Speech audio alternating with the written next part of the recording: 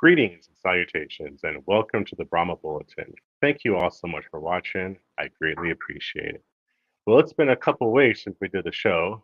Last week we had some training, and the week before, the wife and I was in a very fabulous vacation in Paris, France. Had a really great time. But now it's good to be back and ready to talk some football. So before we really get into the meat of the show, which is, of course, the Brahmas championship game this Sunday, I do want to give a little news about the IFA, or the International Football Alliance. It has recently been announced back in May that this International Football Alliance team will be coming to San Antonio. And today at 11 o'clock, there was a more of an informal press conference that was held at the Gail and Tom Benson Stadium, which is the home of the University of Carnivore Cardinals. And Coach Hal Mummy, who has been named as the general manager slash head coach of the team, was there. For those who are maybe are living on a rock or do not know, Coach Mummy is perhaps the one of the architects of the air raid offense. It's very widely known for that, very popular, very highly regarded in that regard. So I think we here in San Antonio, I think we have an embarrassment of riches when it comes to head coaches. I mean, look at it. We have Wade Phillips, a highly regarded, well-respected head coach of the Brahmas, and now you turn around and we add Al Mummy to the mix. So very exciting to have him. So he was there. It was maybe about 40 minutes, the press conference. Uh, Basically, what they're saying is that the IFA is going to be comprised of 8 teams for right now. Five of them, which are in the United States, and 3 of them are in Mexico. So far, the teams that have been identified is the Vegas Kings, the Dallas Pineros, the Tampa Bay Tornadoes, the Alabama Beavers, and the San Antonio team, which is yet to be named. On the Mexico side, it's the Cancun Sharks. It is the Chihuahua, I can't remember their name, and the Jalisco uh, Tacaleros, I think. Forgive me if I'm mispronouncing these names. Uh, but in short, what they're going to do is they're going to try to bring in players from all around the world and to play on this team. A minimum of 5 players have to be international players. And so Coach Mummy said he's going to install the air raid offense. And one of the things that's going to be different between this league and the other leagues is that the players, the coaches are going to live here in San Antonio. They're going to train here and practice here. So they're going to be a local team. They're looking at having more of a party fiesta type of feel. They're talking about holding parties before the game, after the game, maybe have live music. So it sounds pretty exciting. The season is supposed to kick off June of next year, and there have been 5 home games that have been identified. Those dates will be put out later. And there's a poll going around well, there will be a poll in July for fans to vote on for the team name and possibly a logo. So keep your eyes peeled. Keep tuned to Alternative Football Network. I will give you updates to this as soon as I can. So we here in Alamo City, if you love spring football, there's no other place to be than right here in San Antonio. We got 3 teams next year. Well, the Gunslingers in the IFL, the Brahmas in the UFL, and now the San Antonio, well, whatever their name's going to be in the IFA. All right. So before, without further ado, let's talk about the real big story, and that is the championship game between the San Antonio Brahmas and the Birmingham Stallions. So to help me along with this, I'm going to welcome the one, the only XFL Mike G. Hey, Mike, Hey, thanks how's for it joining going? me. All right, good. How about yourself? Long time no see. We haven't done this in a minute. Yeah. I was saying in my little opening monologue there that last week I had some training for foster care, and the week before that I was in Paris. So it's good to be back and just in time for the championship game. Yes, sir. Yes, sir. Very Absolutely. exciting time in the Alamo City. It's been about 10 years since we've even gotten close to sniffing a championship. That, of course, being Yes. San Antonio Spurs. So this is a very exciting time, like you were saying, for San Antonio, Hmm. Texas Oh, football. yes, sir. All right. So before we really get into it, let's get into some news. We have, oops, shared the wrong screen there. I meant to share this one here. We have some transaction news. Now, I know there was some controversy, I think, when it came to this news. There was a Twitter post or X post by Brandon Silvers, from the Battle Chickens. And at first, it was kind of out of context about UFL execs saying who the Brahmas could not put on. So there was a little bit of controversy, and it kind of stems around, I think, from my understanding, is that so we see here in the transaction page that Landon Akers has been suspended from the team, but I think it's for personal reasons. And they tried to add in another player, but supposedly they were told they can't. So they turned around and signed another player. I mean, what have you heard about this controversy? Yeah, when it first came out, it was like you were saying, it was very vague and very, very negative in kind of a way, as calling out the UFL.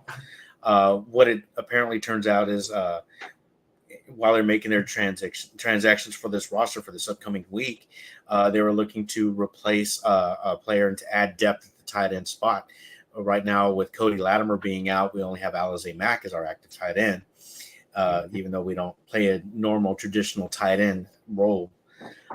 They tried to add another guy. They had a guy that was brought in, was in Arlington and participating in group functions and team functions, and then somebody went, sorry, he needs to be he needs to be a receiver. You can't replace a receiver with a tight end. I don't know much about the specific rules and how they determine that. I mean, usually if a guy falls off the roster, you can add any position. This Mm-hmm. wasn't a case of removing a lower level player to bring in somebody who was a higher level player. It was a case of just logistics. We need two tight ends to go, and from what I'm hearing, and I'm hearing different things, and I hate to speculate, and I don't like rumors, but apparently Yes. somebody on the old USFL side was like, no, he's got to be a receiver. He's got to be a receiver. But yeah, for a minute there, it was kind of ugly. Mm-hmm. Well, I, I I don't really think it really matters too much. I mean, just look on our current roster the way it is. The big players that we really needed was McFarland and Lovett back. Now we got them back. They seem to be healthy. And we saw the results last week against the Chickens. I mean, I mean, it was McFarland outran the Battlehawks himself, all by himself. So, Yeah, and he broke off the longest run in UFL playoff history. yes, sir. That was a tremendous run. It was great to have the balance. Now that we've got our Hmm. three-headed monster at full speed, Ellison, Lovett, and McFarland, and they're ready to go. And they had 200 yards on the ground last week, and that was balanced out nicely with the 200 yards passing that we had. So Hmm. it was a great offensive showing. It showed our balance, and it was one of the better games that we've played this season. Yes, sir. And we'll get to our keys here in just a minute. But so the other thing is, before we get into the game, now that the regular season is over with, kind of have a moment to reflect on what was. So I know I'm putting you on the spot, didn't really give you too much preparation, but Mike, off the top of your head, who would you name as your offensive steer of the year? Player of the year. Well, it's a good thing I didn't need a lot of prep time for that because I've already decided, and if I had a vote, which I don't, it would be John Trey Kirkland. We can make him our offensive MVP here on our show, what we're doing here. But yeah, John Trey Kirkland had an outstanding season. Everybody's going to say, Butler and Martinez, but for what he did for his team offensively, in my mind, John Trey Kirkland, he had a couple of different quarterbacks, had to, get used to those guys. Hmm. And we saw what he could do in AJ Smith's system. So definitely my offensive MVP is John Trey Kirkland. Yes, and you kind of stole my thunder. I was thinking the same thing. Andre Kirkland would be my offensive steer of the year. Just all the things that he did, and just anytime that we needed a clutch catch, it seemed like he was the go-to man. And you heard it all throughout the year. The announcers were like, "You got to look for number 13. Got to look for number 13." And sure enough, he was targeted many times, and not too many times he did not come through. So yeah, he was my offensive player of the year. So on the defensive side, who was your defensive steer of the year? That's a little bit harder because you want to rotate through your defensive linemen, because to give them some love and some credit. Wyatt Ray, Delonte Scott. My personal favorite, just I enjoy watching Jordan Williams play. So if I had a vote, it would definitely be for Jordan Williams. Maybe not showed up in the stats as much this year with Tavares Beckett taking some of those tackles. But Hmm. last season he was, the defensive MVP. He was the leading tackler in the league, and I think he stayed the course and picked up right where he left off last year. And he's the leader of that defense. Right. Yes, absolutely. I was looking at Beckett myself as the defensive side of the ball, but you're right. The thing that really blows me away is that the Brahmas have the best defense in the league in every single statistical category you could possibly think of. And they lead in tackles, and sacks, and all that good stuff. And they've been shutting down offenses. I mean, we shut down the Stallions when we played them, held them to 9 points, their fewest ever. We shut down the Battlehawks the 2 weeks we played them. I think the last 3 weeks we're averaging what 9 points per game giving up on the defense, and yet we only have one all UFL player on the team. And you kind of look at the names, and sure, none of them might be big, none of them might stand out, but as a collective unit, I think that's what it is. That's probably why we begin disrespected is that maybe you don't have that one player that really jumps out, but as a collective unit, we are just second to none. So for me, it was hard to pick just one player, but yeah, I think I'd go with Beckett as my defensive steer of the year. Yeah, and on that note, UFL board did a more in-depth review of positions instead of naming one or two receivers. They named several, and so we had more Brahmas on that team, the all Hmm. UFL board team. Brad Wing, he's a weapon. Yeah. There's nothing else you can say about the man. He's a weapon. So I think he got his just desserts being named on the UFL board, all UFL team as well, and some of the other names I mentioned as well. Um, so yes, we're not getting the respect that I think we're due, but Hmm. we'll get it after this week. No, absolutely. So, speaking of this next week, let's get into our preview of the Stallions and Brahmas UFL Championship game.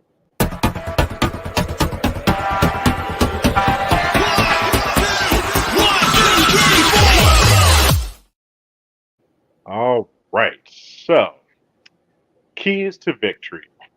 Right now, for me, the big key to our victory is ball security and turnovers.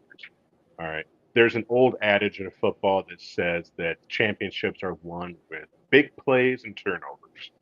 And last week, the Brahmas did turn the ball over twice. One of them was pretty costly. It was that scoop and score that uh, the Battlehawks got, which gave them new life. Because me personally, I think at the time, Battlehawks were like a walking corpse. I mean, we were absolutely dominating in them in every single facet of the game.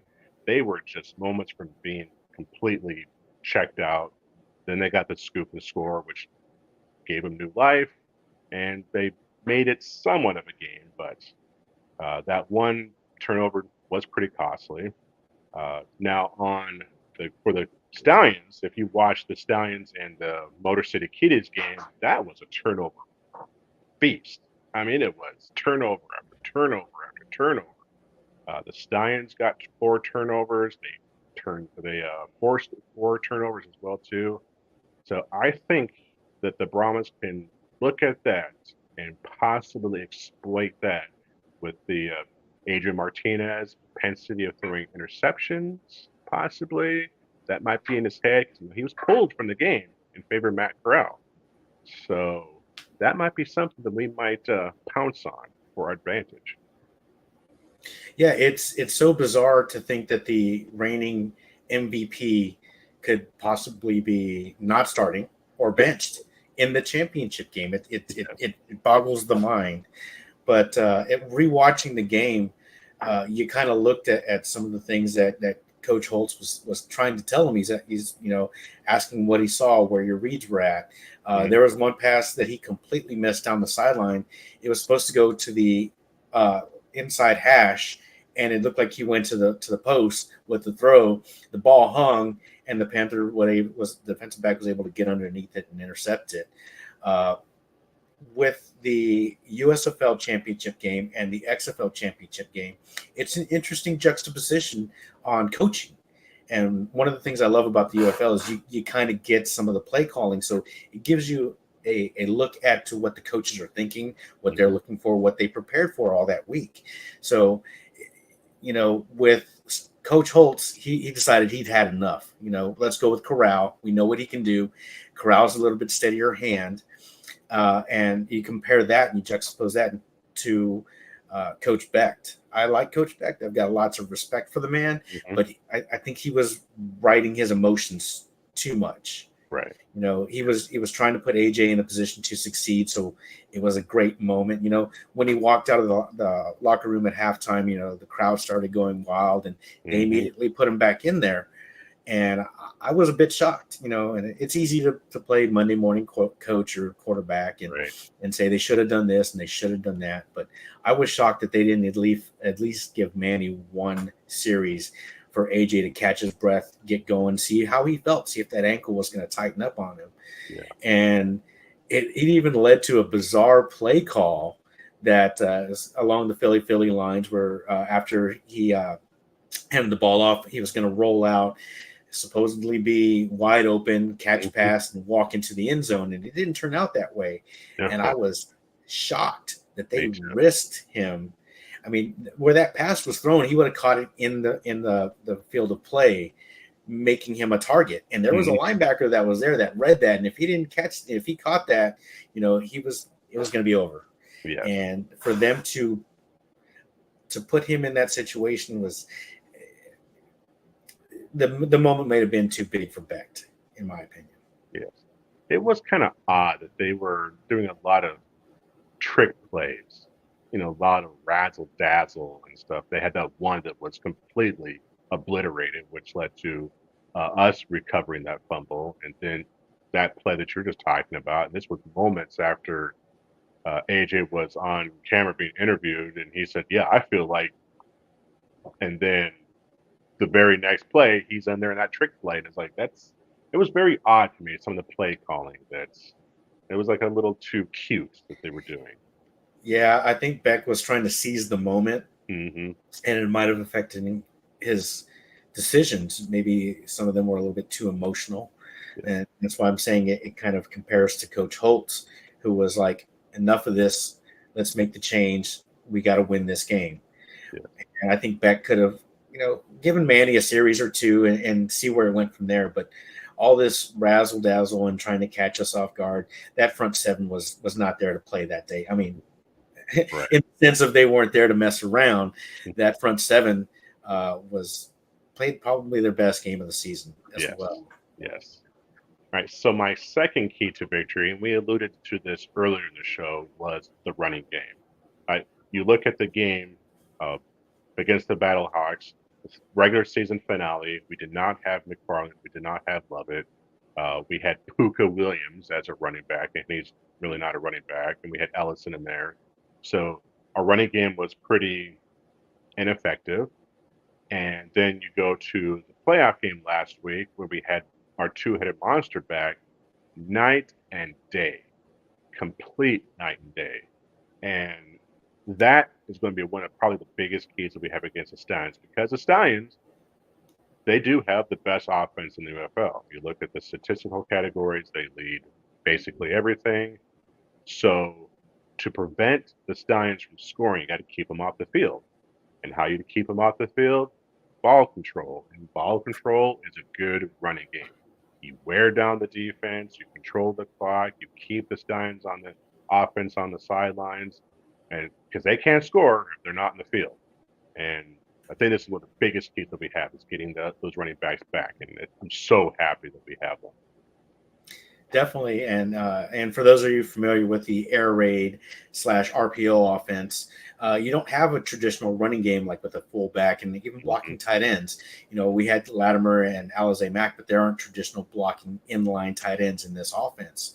So they use the pass to set up the run. You know, you pass to set up the run, where sometimes it's a little bit backwards. Mm-hmm. And if we can have continued balanced success passing the game, it's going to open up the run game.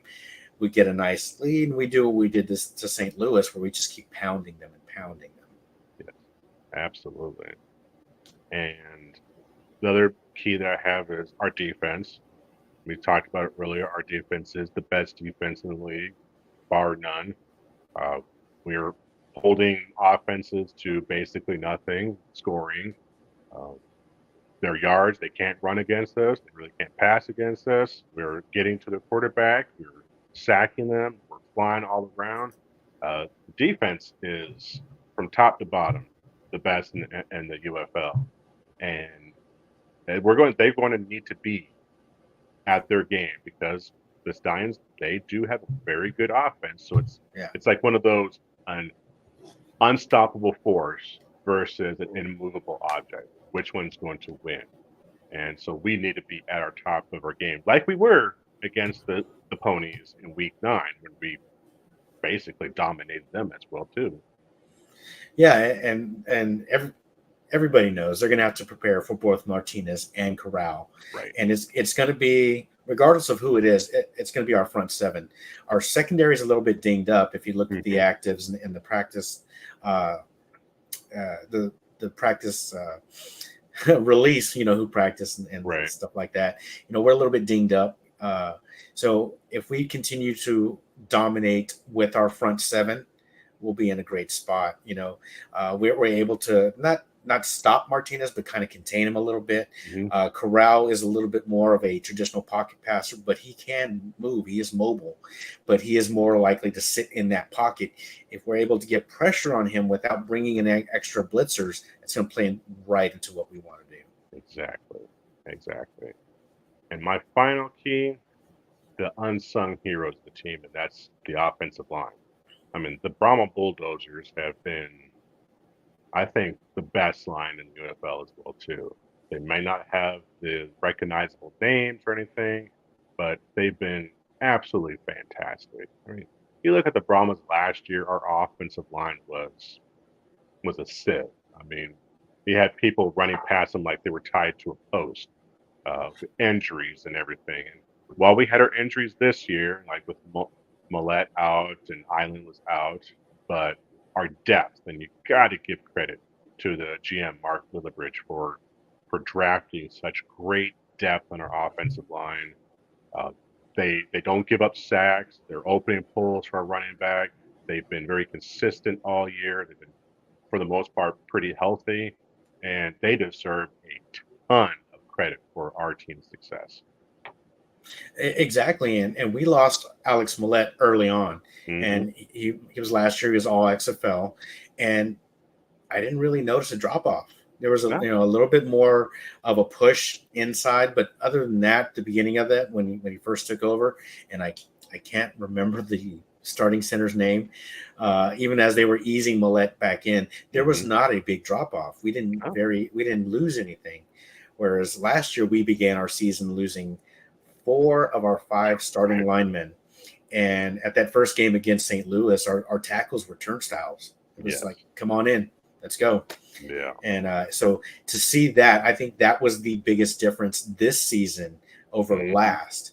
You know, had we had this line last year, we probably would have made the playoffs and we could have won a championship. And yeah, it's not too far fetched to think that. So with this improved line, you know, this is the fulcrum of everything for our offense. absolutely. All right, so let's get into our game predictions. So for me, my first prediction is that A Brahmas running back will run for more yards than the entire Stallions team. Whether that's McFarland or Lovett, one of them will have more running yards by themselves than the entire Stallions team. I also said that the Brahmas record at least 3 sacks, and they will hold the Stallions to under 300 yards of total offense.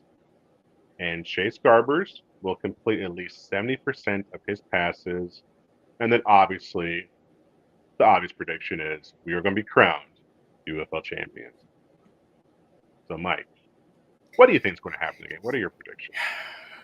I'm always reluctant to give away too much, and I try to play it close to the vest. And we are fans here, and we want to root for a team. So of course I'm going to root for the Brahmas. Of course I think we're going to win, and we're going honking on St. Mary's. But anyway, so I think it'll be the heaviest of heavyweight fights. We just got through that 2-round battle with the Battlehawks and that heavyweight slugfest that we had in the XFL, and Birmingham. They've got their sights set on revenge because we were the only team that knocked them off. Yeah. But I think a bigger factor in that is the Brahmas still have some revenge to get on their own. There's a lot of people in Vegas that picked the Brahmas to be either 7th or 8th in the UFL, and now they're playing for the championship. So I wish I could have gone back in time. I wish I had the money and I could have thrown some money back at the beginning of the season on the Brahmas because it'll pay off nicely. Right. But it'll go down to the last 2 minutes, maybe even minute and a half, and it'll go down to the last drive. I truly believe it'll go down to the last drive. Wow. So you think it's going to be a Ryan Santoso 51-yard field goal as time expires to win the game? I think it'll be more like a successful 2-point conversion to John Trey Kirkland in the to give us the lead. Okay, interesting. It's kind of hard. I've watched the St. Louis Brahma game 2 or 3 times. I've been reluctant to go back and watch the our game against Birmingham just because I don't know what to expect. Right? Is Martinez going to bounce back?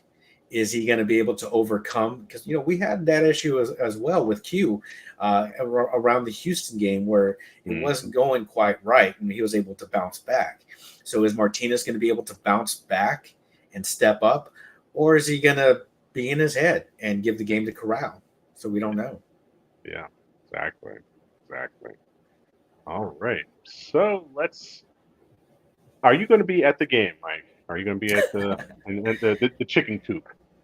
No. I wish I could. I was invited, but I just can't get off that many days to travel out of town. I'm hoping next year, and I still plan on next year to go to all the Brahmas home games and at least the game in Arlington. I don't believe we'll be playing Houston in Houston next year. I think they're going to come here. Right, that's true. So, I'll make all the road games in Texas, but right now, some of those, anything out of Texas is a little bit too far for me right now. Okay. Well, yeah, I'll be making the trip to St. Louis. That's what I was going to ask. Are you going to be making the trip? Yes, sir. Yep. So are you going to be sitting with our buddies at the Horns Forward podcast? Well, I talked to James, and he got me a seat in section 141, so I'm not sure where our friends are at, but I think he was saying it's about the 40-yard line behind the Brahmas bench. Yeah, that's about where they sit, and they're always front row. Of course, you know that. But I mean, it'll be nice to have you representing out there, and of course, you need to send me pictures from the stands, what it's like to be there, because that's what I always look forward to. Yes, sir. So it'll be my first time in St. Louis. I've never been to the city, so I'm looking forward to seeing what it looks like and looking at the Battle Dome and see if it's as bad as what a lot of people say it is. Yeah, I mean, I want to go. I wish I could, but they're looking at attendance issues and things of that nature, and I think it'll still be 20. I've been saying 25 to 30 all week, but looking at some of the recent pictures of available seats and verified resale seats available. I think they'll be lucky to get 20, which that's not bad. And it'd just be more room for us to dominate as fans. That's right. We'll make it another home game. Exactly. And Alamo Dome North. That's right. That's right. All right, so we'll move on to the other team that is in action this week, and that is your San Antonio Gunslingers as they travel to Massachusetts to play the Pirates. So, here we go.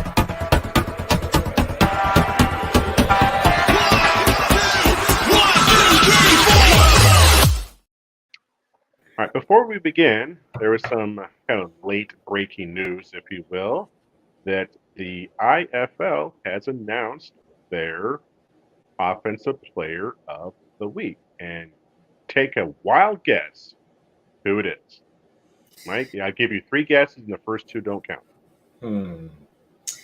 Could it be Coach, the new Bulldog? Coach Manassas Bulldog? Yeah. Yes.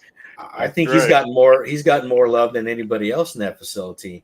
But he's headed north for the summer. So that leaves maybe Sam Castronova.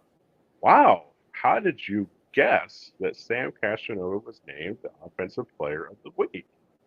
That's a shocking surprise. I mean, for us Gunslinger fans, that it should be a given on a weekly basis, in my opinion. He's basically the offensive player of the week every single week. So for the 4th time this season, quarterback Sam Castanova's earned Offensive Player of the Week honors. He led us to a thrilling victory over the Duke City Gladiators, completing 26 of 33 passes for 233 yards and 4 passing touchdowns. And he also found the end zone twice for a total of 6 touchdowns. So very impressive stat, but right in my article I previewed for this game, I wrote that he is struggling these last 2 weeks. And I use that term very, very loosely because when you look at his game stats, it's still very envious of anybody who plays quarterback. I mean, it's still very impressive numbers, but for him, it's a little bit downward. And so I'm sure you watched the coach's show yesterday, and they were talking a little bit about it. And no one's worried. I'm not worried. Coach isn't worried. I don't think anybody's really worried that he is sliding down. But boy, do they have a tough test this week against the Pirates because they have one of the best defenses in the IFL. Yeah, definitely. And it's not so much worried for the Gunslingers and the San Antonio fans. The word should be scared for the IFL fans outside of San Antonio, because that means he's played that well to be considered the player of the week, but he's got so much room to grow. We haven't played our perfect game yet. We haven't hit our plateau yet. We're just now ramping things up, and that's scary. Yes. And, you and I were both at the game against the Gladiators, and we both remarked, it's like, I know I've never seen this happen where at the end of the first quarter it was 6-0. Yeah, that was field goals. I've never seen that low scoring of a game in any indoor league ever. And right. it was bizarre. Very bizarre. And then to compound that, the Gunslingers were held scoreless in the third quarter as well. And I was like, what is going on? I mean, we have the best offense in the league, and we were held scoreless for not 1, but 2 quarters. But then the fourth quarter came around, and then it was just, we burned the place down, and we were just starting to torch them at that point. But got to give credit to the Gladiators. They gave us our best, and their kicker is their MVP. He was nailing everything, but he missed the biggest kick of the game. Missed it badly, too. It was well off to win the game. Yeah, whereas our guy is hitting his deuces, To me, I just love that, being at the game and yelling deuce and trying to get those 2 extra points there. But yeah, that game was kind of sluggish. It was kind of had moments where it was going, and then something would happen to be illegal defense, on San Antonio. You know, it, the reffing wasn't consistent, and Yeah. I don't like to complain about coaching, reffing, or even players. I don't like to complain about certain things, but Hmm. that one was getting a bit. I'm trying not to be negative, but yeah, that one should have been reviewed. That game should be reviewed by the league because Yes. it's you're calling a timeout when your receiver the play clock has expired Yeah. and your receivers clearly crossed the line, 2 or 3 steps past the line. You're calling timeout and not delay a game. So it's I'd like to see a little bit more consistency there, to the point where Ralph Judkin admonished the crowd a little bit on the broadcast, and they were saying, "Ref, you suck," and we're going to change that. It's wish you luck. We're talking to the refs, and as in wish you luck on getting this right. So it doesn't sound like ref you suck, but it's really wish you luck. Yes. Yes. Absolutely. It was pretty frustrating to watch that game and some of the calls, the inconsistencies, like you said. And one thing that I've always wondered, I meant to ask Coach this question, but unfortunately I wasn't at the show yesterday. But you notice that the Gladiators kicker kept kicking drop kicks, which are Mm. worth 2 points for a successful drop kick. And I wonder, why don't we do that? Why don't we try that? Because he made it look very easy, and so I'm just like, well, why don't we try that? Get an extra point instead of just going for the regular 1 point.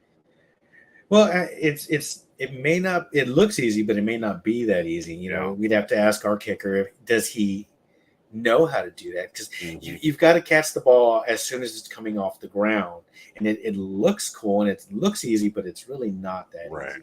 And I don't know, was that the drop kick available to us in the league that we were in last year? No, I don't think that's a. At least I've never seen it in the NAL. I So never it saw may that. be something that we're not used to, Hmm. and something that you want to get it right before you put it into a game. You Right. know. Yeah. Like I said, maybe because he's just a very good kicker and he just makes it look easy. And it does seem to be a pretty slow developing play that it takes an extra second or two to pull it off. And maybe we can't do that because, as you know, we get an awful lot of our kicks blocked. Hasn't Yeah, happened in a while, but yeah, it's been a bad habit of us getting kicks blocked. So maybe we just don't have the time to do it. yeah, and that was something I was keeping my eye on is the speed of the snap and things of that nature. And it seems to have improved the last few games. So I didn't want to say anything. I didn't want to jinx us. Hmm. Thanks, RJ. Right. Okay. So let's look at the betting line for this game. It looks like, according to the Indoor Football League here, that the Massachusetts Pirates are 7 point favorites, and the total over under is 89.5 points. So, what do you think of that? I think that's reasonable. Um, I really don't have that much experience with Massachusetts. I haven't really looked at them as much as I would have liked to, given my covering of the UFL and doing other things. Hmm. But I hear they're a good team.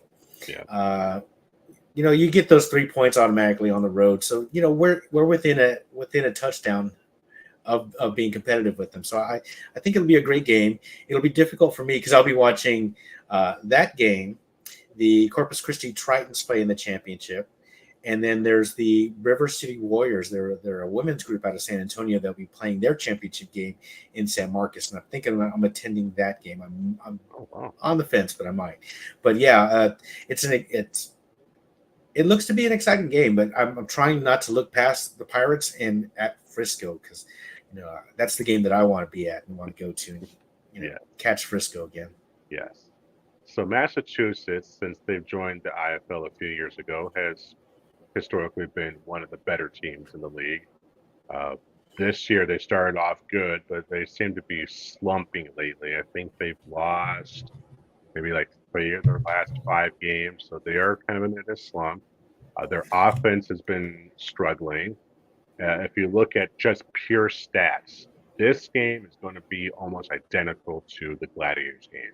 The Gladiators came in with, I think, like the second worst offense in the league, and they were in the top 10 in defense. Now you go to this game against the Pirates. The Pirates had, I think they had the third worst offense in the league, but they had the number two defense. So it's going to be fairly similar just on paper, those matchups. So our good offense versus their good defense, and their struggling offense versus our, statistically speaking, bad defense. But I think our defense has been improving over the course of the last few weeks. But since we started off so poorly on defense, it's going to take a while for those stats to start looking more improved than what they are. Yeah, and the staff continues to bring in players and have a look at them, and different players will give you different fits for different schemes. You can't do this with this guy, or you can do this with that guy. So uh, it'll be interesting to watch this defense finally gel. And see where they can take us during the course of this Mm-hmm. season. Um, One thing I was going to mention, and I can't remember it right now off the top of my head. Um, uh, Something that Coach Manosh brought up, and something that we all feel as gunslinger fans, is every team has given us their best shot. Yes. What do we do to tick these people off? But every game, every team, whether they're a winning team or they're a cellar dweller, every team has given us their best shot. Mm-hmm. And it kind of feels that way about Texas football. I'm a Cowboys fan. Whatever you got to say about the Cowboys, I've heard it. But every team puts on their best show when they're playing the Cowboys. And it seemed like every team gave the Brahmas their best effort when they were playing the Brahmas. And so, Mm-hmm. again, and it continues with the Gunslingers, every team, they want to stick it to us a little bit more for some reason. Yes, absolutely. So my keys, I think we've kind of already covered the keys to victory. I was saying that the offense needs to, I wouldn't say get back on track, but they do have a tough test against the number two ranked defense in the IFL in the Pirates. But if any offense can do it, it'll be our offense. So again, it's very similar to the Stallions and the Brahmas, where you have a unstoppable force versus an immovable object. Except for with the Brahma Stallions, it was reversed. We were the unstoppable, immovable object. In this case, it's the Pirates that are immovable, and we're the unstoppable force. So that's going to be a good matchup. Our defense, again, getting that consistency, getting that symmetry, that the chemistry that they have going on. Now that we have consistent players that have been playing together for a couple of weeks, they get to know each other better. That's just going to make the defense even better and better as the weeks go on. And again, we can't overlook the Pirates' offense. We Not like we did with the Gladiators, because you looked at the Gladiators, you were like, "Oh, their offense stinks." And what they do, they came within a last-second field goal to beating us, and we can't do that against the Pirates. Their offense is struggling, and we just can't take it for granted that we'll be able to stop them. So, uh, defense needs to step up and really put on a full game. And of course, the refereeing. That's always the big key: is can we please get some consistency in the officiating? Yeah, I haven't worked out any kind of uh, thought really organized about what I'd like to see in this game. But as a fan, strictly as a fan, not as an analyst in any way, shape, or form, I want to see DJ Meyer get the ball a little bit more. I've been calling for that, and he had that touchdown late that either gave us the lead or put us in the position to take the lead. And Mm-hmm. I've been a big fan of his. He's big, 6'3", he's fast, and he can catch the ball. When we're consistently going to him, we seem to do really, really well. So I'd like to get him involved early and often. Yes, yes, absolutely. All right. So, my predictions for this game, we did talk about TC Stevens dropping deuces, and I think he's going to continue that. I think that he will convert at least one deuce. I say that Austin Upshaw will catch at least one touchdown. The Gunslingers will hold the Pirates to under 250 yards of total offense, and we will have at least 2 rushing touchdowns for this game. And obviously, I'm going to predict that the Gunslingers win this game. So I'll make a small prediction. First team to 50 wins. Okay. With the slow start we saw at the Freeman Coliseum against Duke City, and this looking to be a kind of a slugfest. First team to 50 should take it. All right. And you think that's going to be San Antonio, or do you think? Oh, I definitely feel that's going to be San Antonio. Yeah, that's right. I'm always going to pick San Antonio. Got to go with my Gunslingers. Yes, sir. Yes, sir. All right, Mike. So I think that wraps up our show here. We'll have a little open mic time. If you have any final thoughts or any news that maybe we haven't covered so far, so take it away. Nothing off the top of my head. I actually wanted to ask you a little bit about the new league that's in San Antonio that How Mummy is working with. Is he the coach or is he a GM or what is his role with the team? He is going to be just like Tom and Oz, serving both roles as a general manager and the head coach. Gotcha. Now, I saw your clip on Twitter, but I didn't get it. When I saw it, is right before we were coming on. So they have announced dates? Or they have announced dates for our home games. Okay, for our home games. I can't find my notes anywhere, so I don't remember the dates off the top of my head, but it was like June. Well, when does it start? 5th. Yeah, June of next year is when the league starts, and I think our first home game is probably the first game of the season. And then it was, I think, the week after, then 2 weeks after that, and then 2 weeks after that. So I can't find my notes anywhere, but I know in the video that he did announce the home games. So 5 home games will be played at the stadium of the UIW, which is University of Incarnate Word Cardinals, the Gail and Tom Benson Stadium. Now, let me ask you this. Do you think they're going to have issues putting butts in seats in June and July and August of next year?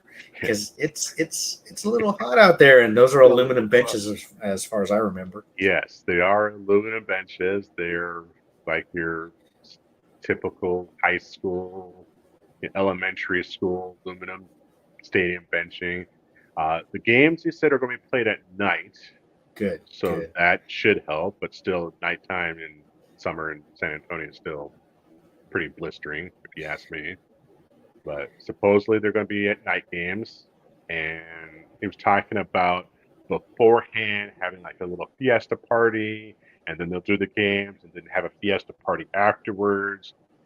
They're talking about maybe shuttling people to and from downtown in the stadium. It sounds like they want to be more involved in San Antonio and the community, because the players, the coaches, they're going to live here, train here, practice here, play here. So that'll be good to maybe get some investment in the team. I don't think many people know about it.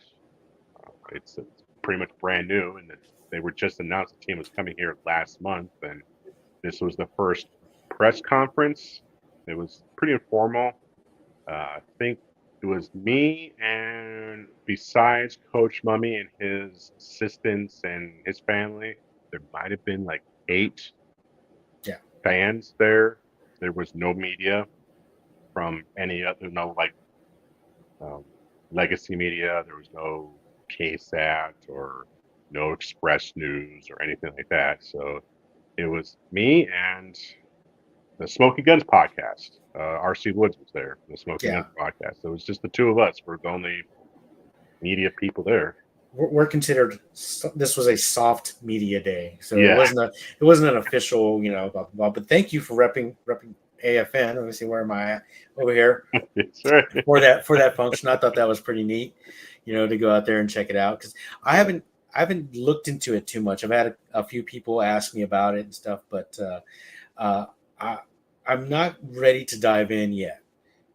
I'd have to look at how financially sound that this league is going to be, and that's your Right. concern with all these leagues. You know, Yeah. it's great. You got a team, you got a place to play, but do you have the money to finance it? You know, Right.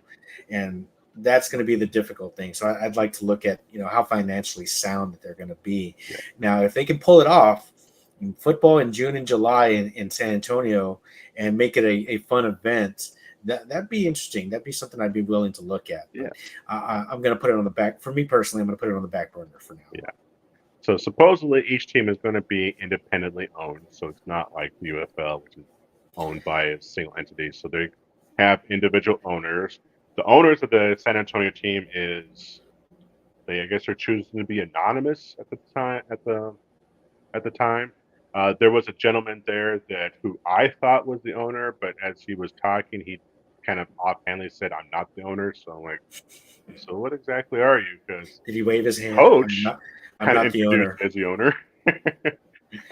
So, This is not the owner that you're looking for. right. So You that was interesting. and I know they're going to have a vote to select the name and the mascot and that Yes. kind of thing. Can I just make one recommendation? Yeah, let's hear it. No more cows, no more cattle, no more beef. We've got UT. There's the MacArthur Brahmas in San Antonio. The Texans are a cattle-based mascot. We've got the Brahmas. Can we go somewhere else with that? Right. One name that was thrown out there was the Chupacabras. No, don't do I that. think that's a little too gimmicky, if you ask me. So, And I think there's a hockey team, a minor league hockey team named after that, somewhere right. out towards El Paso, I think. But I'd have to look at names, but I like Vaqueros. That could be a good name, but you'd have to look into the trademarks and all that kind of Mm-hmm. stuff before you do Right. that. But no more cows, no more bulls. Maybe I we can't can do it. resurrect the name from one of the old leagues, the teams that've been here, like the Wings or the The Chalk. Rough Riders. Right, Rough Riders. Or maybe resurrect one of those names. Yeah, and it'll be interesting. So, Yeah. continue to keep an eye on that for AFN, and then we'll go from there. Yeah. All right. And speaking of AFN, let's give a plug to our flagship website here, the Alternative Football Network. So this is your one-stop shop for anything alternative football, spring football. We have the UFL Insiders podcast with Matthew. He is like the main attraction for Alternative Football Network. You have our partners there at Texans Talking Football. Of course, you have my show here. You have the Horns Forward podcast, and the CFL is in full swing. So if you are into football from up north, check out the Canadian Football Countdown. Our people there. Great, great partners, great contributors. We also have articles, like I regularly write articles on teams there. So check it out. If you haven't done so already, go to alternativefootballnetwork.com. All right. Definitely. And before, if you could go back to that screen, pull it back up, the website there. Yes. We've got another representative there. So we've got Horns Forward, Texans Talking Football. RJ is going to be there, the Rumble Bulletin, and invited by the UFL to cover them. If you can scroll a little bit, is Alan Alford. Alan Alford has been selected to cover the championship game for the league as well. Oh, nice. So you should try to touch base with him. Outstanding. Yeah, he's got some really good stuff there. Yeah. All right. Anything else, Mike, before we call it a night? Probably something I'll remember after the show's off. Of course. It'll be like, oh man, I wish I could have. But no, I think we're good. Being that we've only got 2 games to cover, as opposed to who we played last week, who we're playing next week. This is it for the Brahmas. This is it, and it's. I'm not letting myself feel the excitement until Friday hits, maybe Saturday. Mm-hmm. So, yeah, this is the first time that for San Antonio football, we've been involved in a championship game, and the first time for the city to be involved in a championship game in 10 years. So it's a very exciting time, and I'm looking forward to it. And I really hope that when, not if, but when we win this championship game, that the city's able to do something, whether it's a river parade or something like that, to at least maybe that will get more fans be like, oh, there's a team here. Maybe I should check it out. We won a championship. I think that might help if we Well, do something, some sort of parade. If we win the city of San Antonio has two official events, one official, one unofficial, when we celebrated a championship in the city. The official event is usually the river parade, and you've seen the right, San Antonio Spurs do that. And they get out the river barges and they go on the river walk. The unofficial fan-based celebration is going downtown and going honking. And right. it's exactly what it sounds like. You go out there, you show your gear, you cheer on your team, and you honk. And if you're going to do that, make sure you're wearing your Brahmas gear and you let them know what you're doing. Otherwise, they think we're just creating Right, you're a right. traffic jam. But if you hear people say we're going honking, that's what it means. That's it. That's it. All right, let's do it. Let's do it this weekend. Let's bring home that championship to San Antonio. I'm All not right. calling to work Well, Monday. I think that's it for this Brahma. Time for me to put out the pasture, at least until the next episode. Until then, San Antonio, horns forward, and let's keep our guns up. And let's get that championship, baby. We got this. All right. Have a good night, y'all.